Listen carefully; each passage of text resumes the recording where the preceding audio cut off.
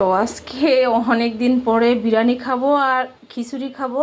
তো 2 দিন পরে বৃষ্টি হচ্ছে, তো ভাবলাম খিচুড়ি না খেয়ে বিরিয়ানি রান্না করি। অনেক দিন বিরিয়ানি খেতে ইচ্ছে হলো, কিন্তু গরম যে হারে পড়ছে, গরমের জন্য বিরিয়ানি রান্না করতে পারতেছি না।